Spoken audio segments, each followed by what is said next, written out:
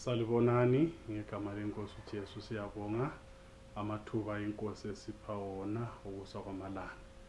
Impilo sihloko esithandekayo isipho uNkulunkulu asipha sona esiphelo ukubana silungisise into ezithize empilweni zethu kakhulu ubudlelwano bethu labanye abantu lobudlelwano bethu laye uNkulunkulu osezulwini. So siyabonga kakhulu amathuba uNkulunkulu asiphe wona singakakhuleki thanda ukuxolisa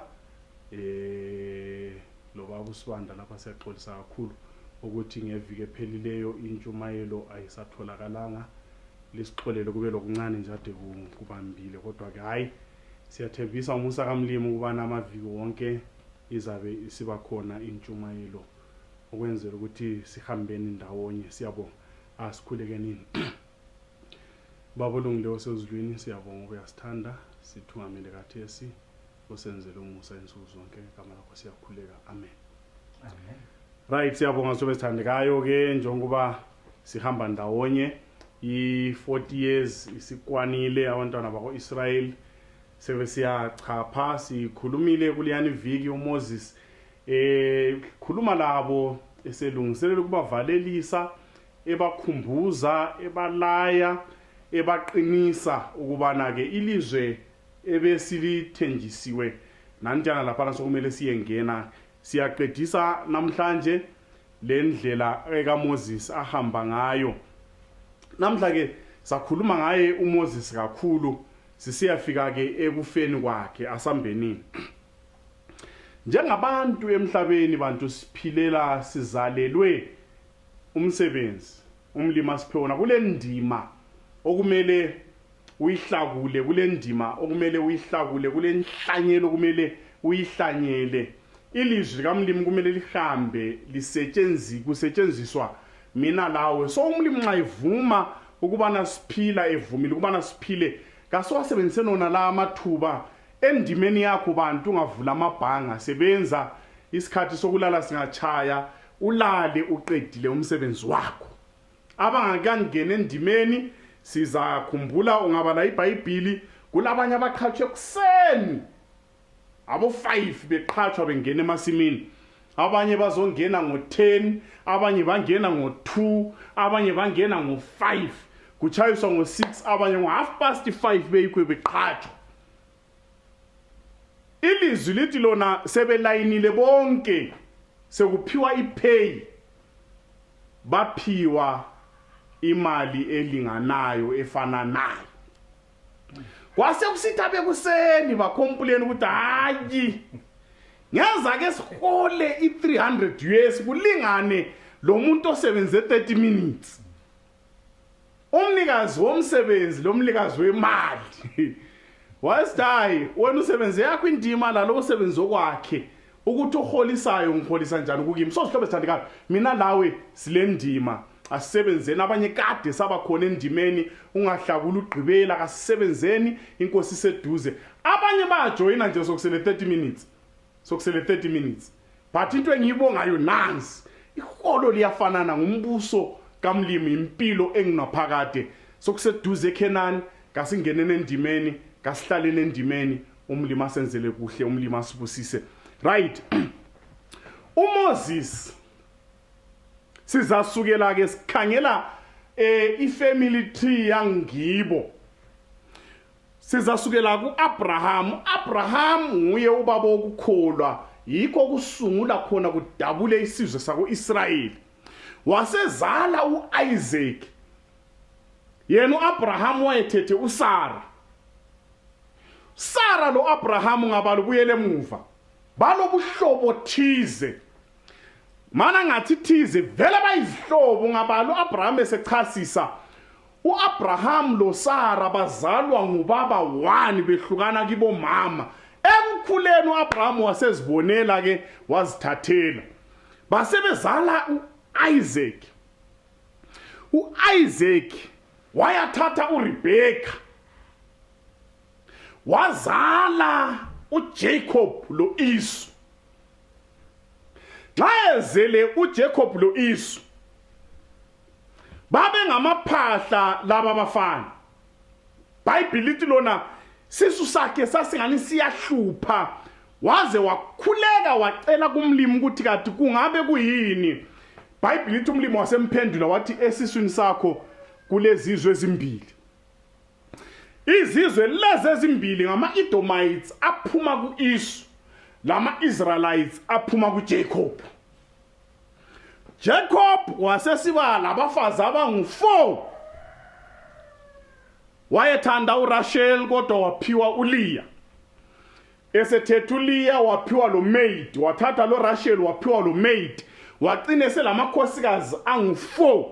Wasezala abantwana abangu-13, abafana 12, lenkazana eyodwa uDina.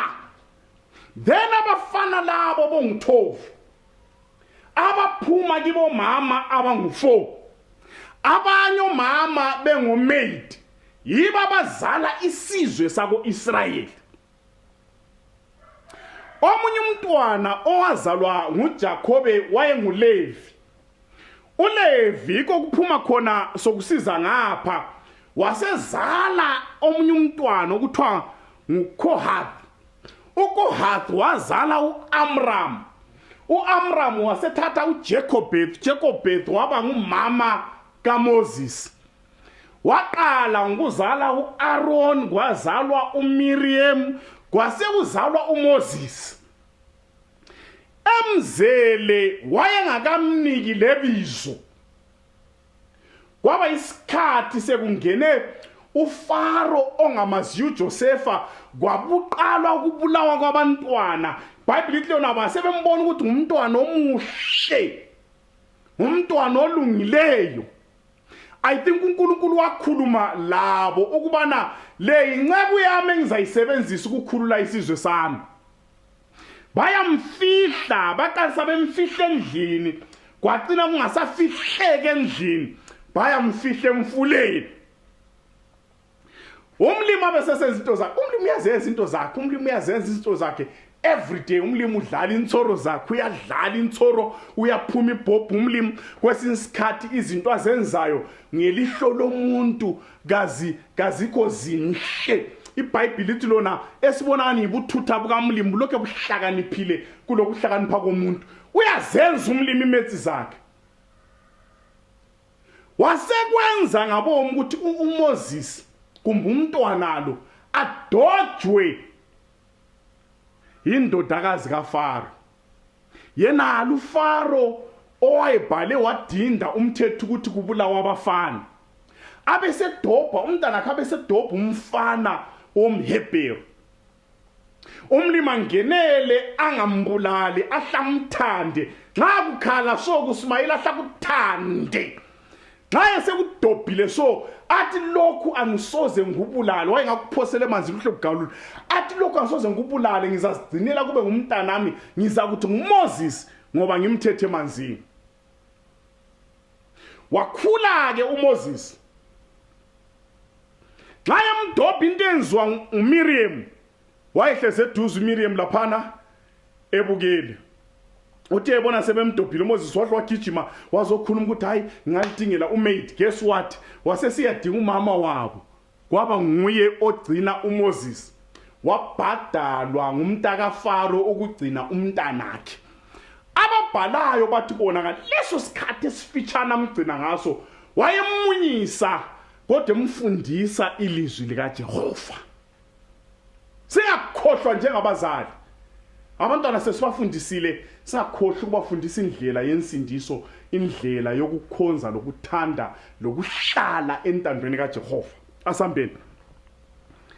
Esekhulile uMoses. iBhayibheli lithi kuHebrews, asambeni.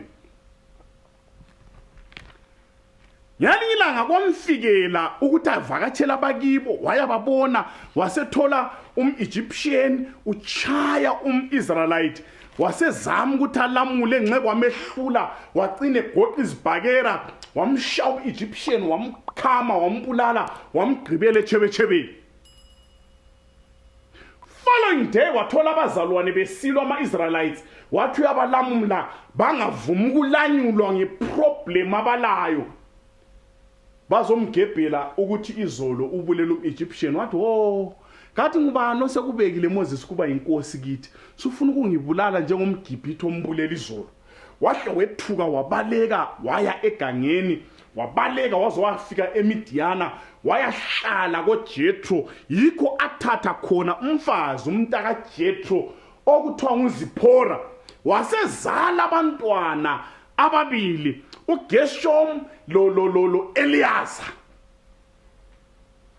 wabizwa ngumlimi wafaka ama-excuses akhe umlimi wakhuluma naye waze wavuma ubizo wasebenza eselomfowabo uAaron wabuyela eEgypt umlimi wamthungamela wayenza izimanga wakhipha uIsrayeli ebugqilini bachapha ulwandle olubomvu kunguye othungamela uMoses wafunda ukumethemba uJehova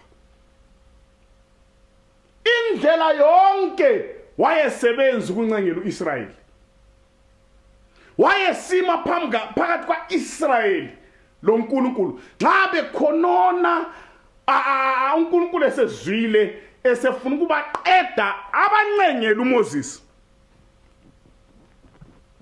asilaleleni lapha nakho kubhalwa ngayo chapter 11 verse 23 sizayibala bala sambeni sonke kumnandi la by faith Moses when he had grown up refused to be known as the son of Pharaoh's daughter. He chose to be ill-treated among the people of God rather than to enjoy the fleeting pleasures of sin. Esekhulile wabakwazi ukuthi la nxa ngikhuliswe ngapha abakithi laba wangakhohlwa abakibo wangakhohlwa indlela afundiswa ngayo ngunina wabakwazi ukuthi la nxa eEgypt kulabo uNkulunkulu abanengi thina uNkulunkulu esimkhonzayo nguJehova osezulwini umdali wezulu lomhlaba asambeni nxa esethungamele sike sakhuluma ngakho lakhona ke ngikukhulumayo ngizama ukwendlalela sike sakhuluma ngakho azaye befike lapho kungela manzi khona umlimi athi biza isizwe sonke qonde edwaleni ufika ukukhulume lalo yena wafika walichaye sezondile sebemcaphule iNkulunkulu wahle wamnyenyezela wathi yena zwana ke Moses wena lo Aaron alisangene khena ngoba kalingidumisanga lifike lazenzela okwena limphakamisanga lifike laziphakamisa lini iKenan uzalibona kodwa kawusozungena la nxa wayesencenga uMoses ungabale emuva ngakhe la nxa wayesencenga umlimi wacela sithi singaxoxa into eziningi mina lawe but indaba yokuthi wena uyengena eKenan angifuni ukuphinda ngizwe iphume emlonyeni wakho izofika endlebeni zami asixoxe ngokunye hayikhona indaba yeKenan ngihle ngavala idocket kawungene eKenan wangangene eKenan uMoses chapter 30 uyabavalelisa uyababuthanisa abatshela izibusiso athena nansi into eqhakathekileyo yikubana nxa selikhona ngale linamathele lizwini likaJehova hamna ngiyakhalala sebezangena yibo futhi abangangenisanga benze ngangangeni so bazabona la bazabona right asibale verse uverse ngu11 ku chapter 30 uthi yena now I am commanding you today. Sorry, now what I am commanding you today is not difficult. Is not difficult for you or beyond your reach. It is not in heaven, so that you will ask who will ascend into heaven to get it and proclaim it to us so that we may obey it. Uthi izinto engilitshela zona asozinto ezinzima into ezilula ngithi mina ephileni kwenu seliseKenani lalelani lihloniphe intando kaJehova hlalane elizwini likaMlimi umlimi uzaligcina alandise alibusise alivikele ezitheni lemikhuhlaneni okwenu kuphela ikuhlala ligcine imithetho kaJehova. Khononke engilitshela khona asonto esezulwini okwekuthi nxa sengingekho lithi lona mbani uzakuyasithathela ngubani uzasihambela ezulwini ayesibuyela lemithetho into eseduze kwenu njalo kayinzima. Asambeni. No. Is it beyond the sea, so that you may ask, who will cross the sea to get it and proclaim it to us, so that we may obey? Gakukho khatshana sobe sithandeka khona kumlima sicela khona umlima sixwayisa khona umlima sifundisa khona asonto ekhatshana lilizwe liseduze kwethu lapha okukhangelelweyo ikuthi endleleni emhlabeni kasihlalene elizwini kaJehova asihlalene emthethweni kamlimi kasihlalene entandweni kaJehova kasidingeni intando yakhe ukusa kwamalanga yena abesesithungamela siphilele okumdumisa lokumkhonza ngobobhalayo uthi yena iduty yomuntu vele yikukhonza umlimi. Akunzima kakukhathana okwenza ngithi kakunzima ukuthi kasizenzeli ngamandla ethu yena ngokwakhe umnikazi welizwi uyasinika amandla ngomoya wakhe oyingcwele ukuba senze intando yakhe. Umlimi asenzele kuhle umlimi asiphathise sekuseduze ekhaya sekuseduze ekhaya asihlaleni intandweni kaJehova asambeni. Right. Maye sebalayile nase into engithabile go chapter 31 abe sebelokho behlezi khona phana abatshele ukuthi Joshua nguye osethungamela nguye osethatha. Yake mbone nje okuyizidrama sasike sikwenze church la ndiyakwazi ngemva ukukhethwa kwezisebenzi sokuyilokhu zen hand over take over. Zabona umuntu vele buye zondile ebuye ngelabhuku umnyaka wonke ngelabhuku lapha debhala khona ama minutes engelabhuku lapha deplana khona kuphoma kuhagana nje 2 seconds omnyaka uyele ngale zondile ukuthi usendithathela umsebenzi but uMoses uyabiza ibandla ahande over yonke into kuJoshua azamfake lezandla amkhulekela amlaye amqinisa athi yena usuthatha umsebenzi umlimi uzakubusisa ungenise lesi sizwe esikhulu isizwe sikamlimi elizweni lesithembiso. Dote madote umlimi wazwa commenta ngaye wathi Moses is the meekest.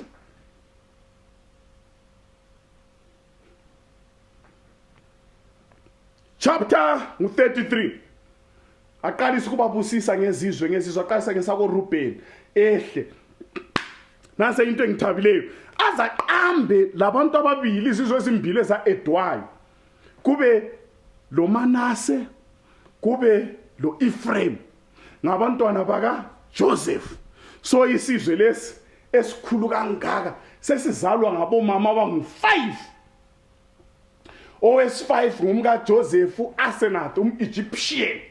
Limulomusu uyabuthelela izilonga abantu bevuma intando yakhe ukuthi uzelwe ngubani uzalule ngapi njani kungakhulunywa ngabantu kube indaba ebantwini but uJehova nxa ulenhliziyo evumayo uyamukela bonke abantu abeza ngakuye sibe zindlalifa zombuso wezulu balidukisa igama lenkosi. Sambeni.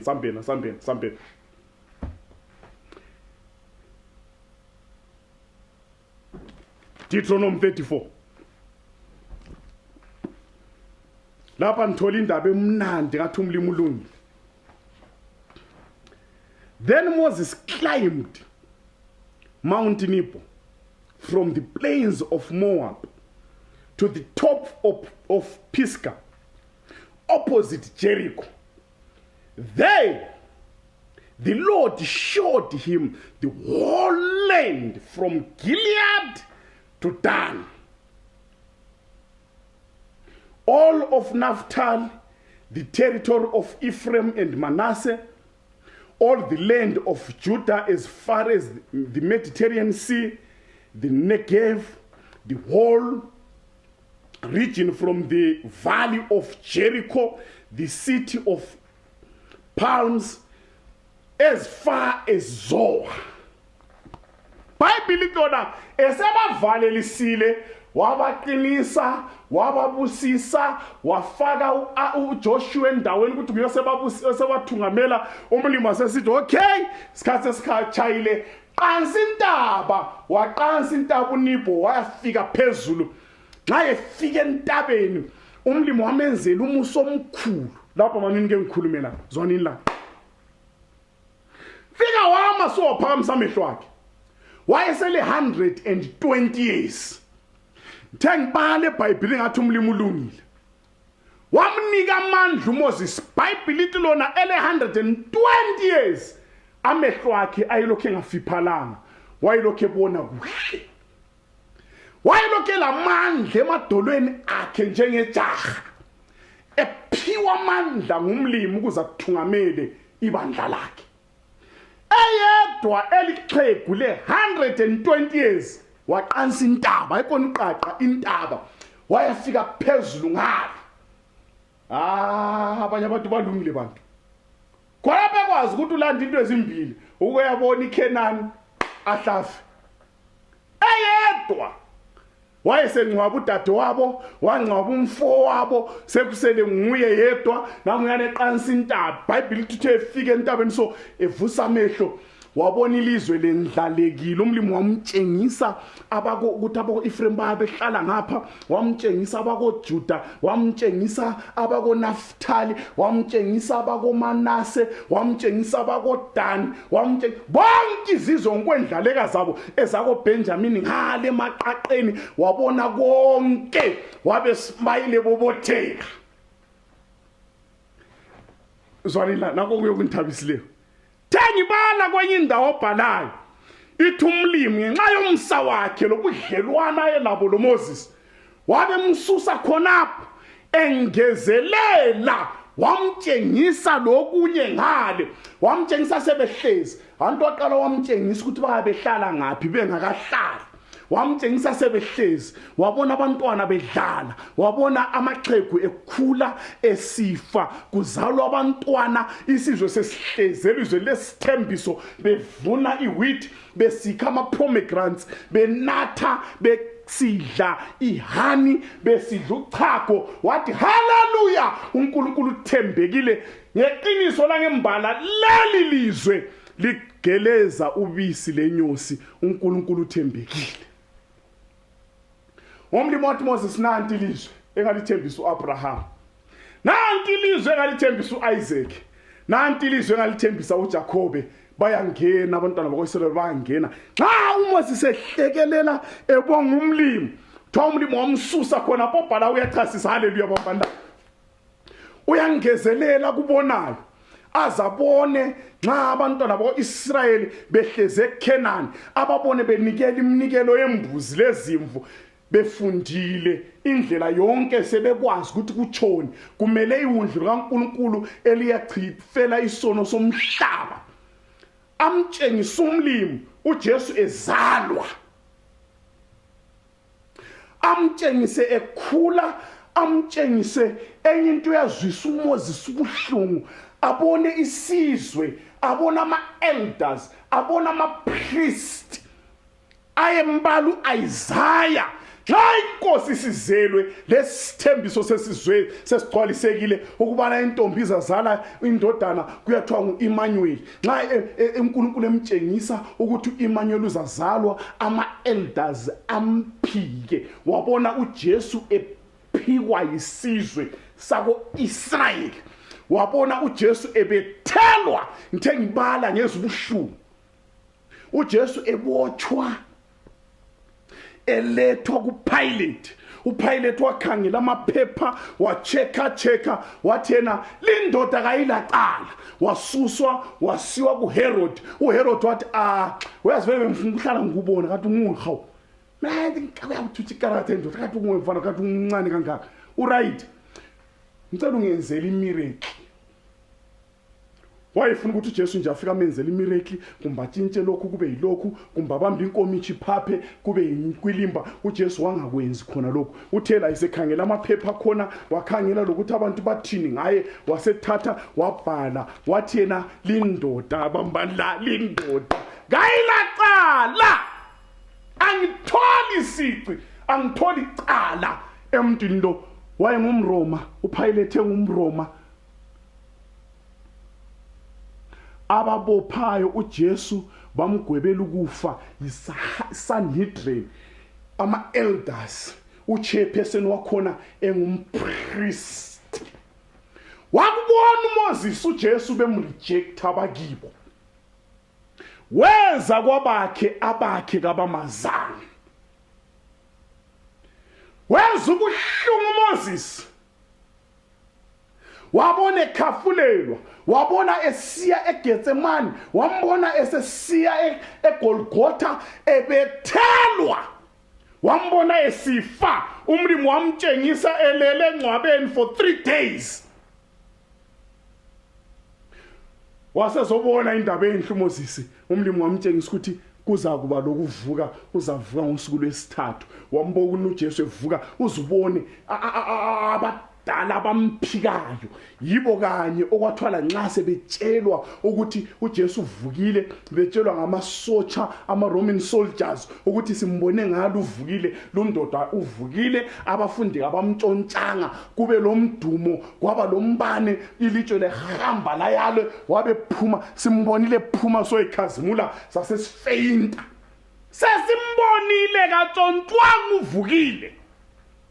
Ama-elders lama-priest bahlala phansi, bakhipha imali, babadiza, bathi libohamba litshela abantu ukuthi utshontshiwe. Wakubona uMoses wesikuhlungu ukuthi kathi manje ngemva kohambo olunzima kangaka, ngemva kokuthunganyelwa ngumlimi, nxa uKristu esebuyile, nxa ukukhanya sekubuyile, nxa umalusi olungileyo esebuyile, kwenziwa njani, kwenzakala njani ukuthi izimvu ziphike umalusi baze bambulala.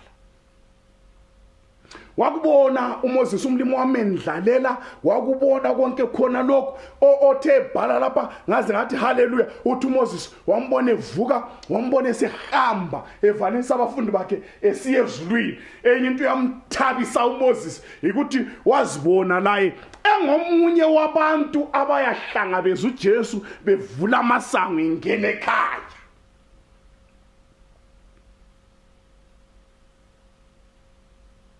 Xa sekubonile lonke lokho, abesebona lamawakawaka abantu abazasindiswa ngenxa yevangeli. Nxa umlimi esemtshengisile abesesithi uNkulunkulu, right, usukubonile konke Moses, ususifa.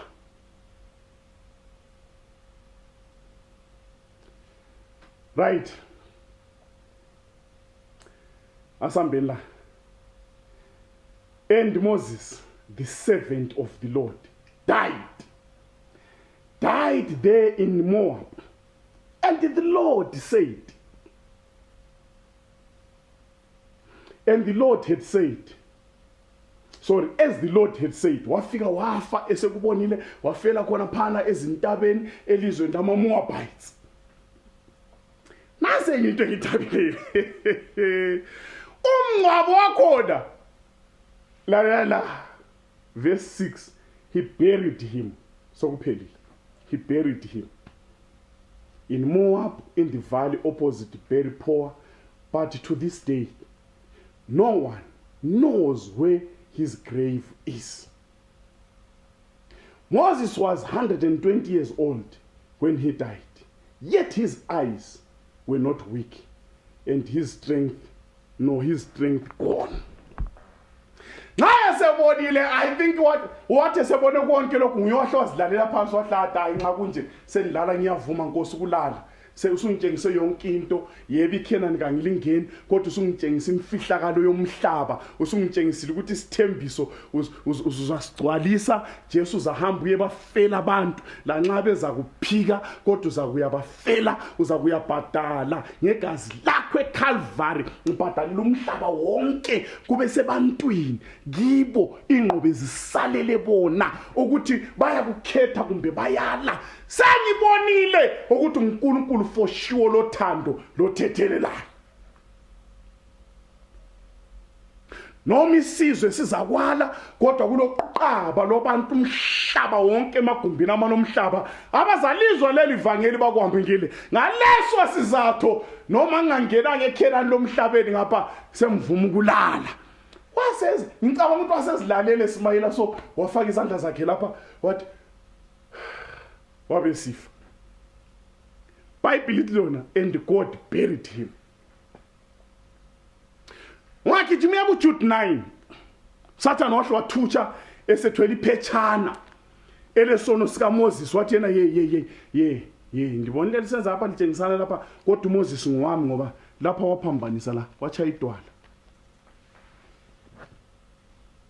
wabethutsha uMichael nguJesu uJesu nxa kulempi nxa kubanjwana lo Sathana ngamathupha so uyatshintsha ibizo abe nguMichael nxa enguMichael kayenzi la wafika wama lapha kwabangwa isidumbu sika Moses uNkulunkulu wanqoba ngoba uSathane ngumangaleli wabazalwane wayezomangalela uMoses wayethwele iphepha elilesono sika Moses ezommangalela esithi yena uMoses kakumelanga abe khona ekhaya ezulwini ngoba kulesona senzayo lakithi lakimi uyakwenza lakuwe uyakwenza but into emnandile lanxa ngabuya le evidence yezono zethu kulegazi lachitheke eCalvary elifika likhave khonokho kanye okubhalwe nguSathane esikwenzile umathupha okule evidence ukuthi yithe esikwenzileyo but nxa ebuya lakho as long society lohlangothini luka Jesu uJesu uyamtshengisa amanxeba athi eqinisweni umthembo wonile eqinisweni usibanda wonile eqinisweni ubani wonile but kulenye into wena nxa oyikhohlwayo ukuthi ngabafela ngabhadala icala kasihlalele ehlangothini luka Jesu ukuze igazi lakhe lisikhave igazi lakhe lisihlanze igazi lakhe kube yilo elisenza sibe zindlalifa zombuso wezulu yikho phela sisindiswa ngomusa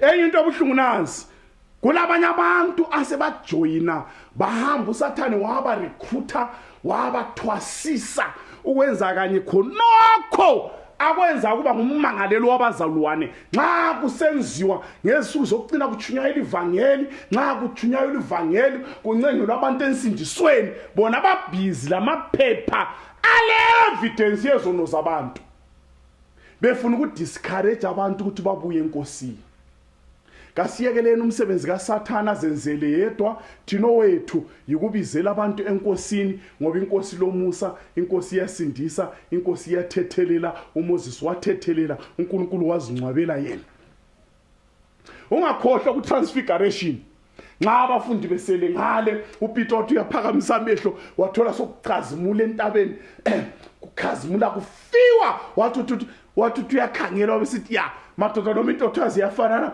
abadala abana noma ngabazi kodwa yibo lwana nguElijah lwana nguMoses obhalayo uthi yena uElijah wasuka emhlabeni wayezulwini engafanga uMoses waqala wafa uNkulunkulu wasemvusa waya ezulwini uMoses umele abantu abazaqala bafe abazakufa besuka emangcwabeni bavuswe baye entokozweni kube labanye abamele nguElijah inkosi ezabathola bengazange bake bayingena othuneni oluqandayo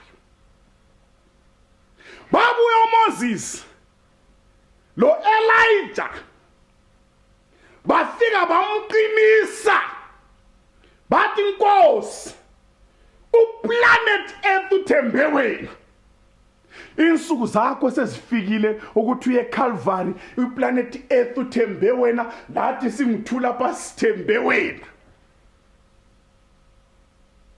I think uMoses wathi uyakhumbula le ndlela laphana sibuya laphana uzukhipha idwala amanzi phela kungowa ulidwala abantu benatha kungowa uthungamela phambili uthungamela ngezi sakhuluma indlela yonke ngiyacela ichaya intambo uplanet Earth uthembe wena kulomthembo umlamleli uthembe wena uzazalwa uayanda uthembe wena uzazalwa bonke laba bangabantu so bazaphambanisa but igazi lakho lingachitheke Calvary wangitshengisa entabeni ukuthi lingachitheki igazi lakho ngayicila ngolikhala kuyaba loquqaba labantu abazasindiswa uplanet Earth uthembe wena ichaya intambo.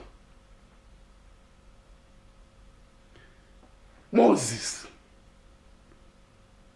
ndoda emadodeni mana ngivale ngisithi mina singabe sisehluleka singabe sehlulekile la uMoses waba lokuliphutho ukuthize lami lawe silamaphutha athize singabe le ndaba lo Satan umangalelo wabazalwane ulengilosi zakhe ngisolakala wenhlanhla usowaqhatsha labantu eChurch sowaqhatsha labantu emhlabeni ababhizi ngezono zami lezakho abale evidence singabe le ndaba sethekeni ufuna ukwamukela uJesu njengoko somsindisi ungathi uyathutsha so abantu bahle bakukhangela ukuthi siyazazi ungabikhathazeki uJesu uzabakhuza njengoba wakhuza uSathane kule gazi lachitheke eCalvary.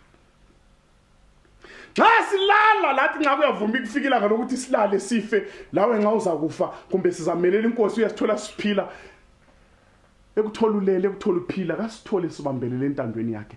Indima yakho indima yami kasisebenzeni uMoses wasesiyalala walala wavuswa khathesi ukhona ezulwini hlacilo ngolikhala uJesu ezosithatha ngomnye wabantu labo abazasamukela abasihlangabeza igama lenkosi lidunyiswe.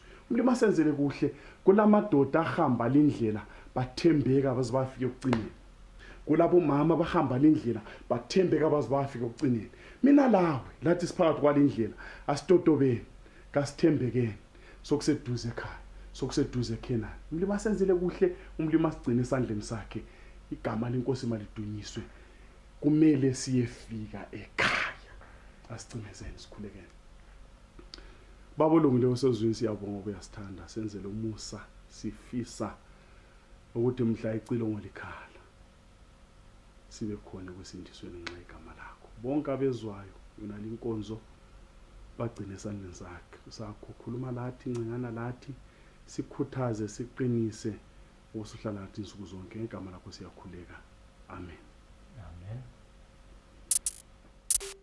Maskuqile sibate sedlula bamiyo sephule namazonga nenhliziyo ezimnene phela sikhuluma lenkosi ubaba wezulwini sicela ukukholwa sixoxa lo baba esimaziyo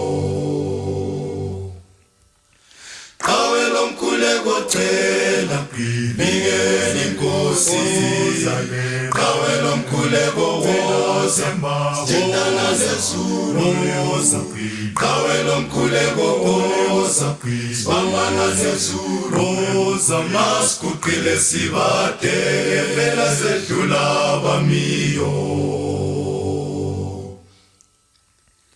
Maskuqile sibate sinyelele ezulwini hlalweni sobukhosi siliphungela imnandi moyo ingcele uhola imthandazo yethu simunye ngoKristu sikezwe ngegazi leundlu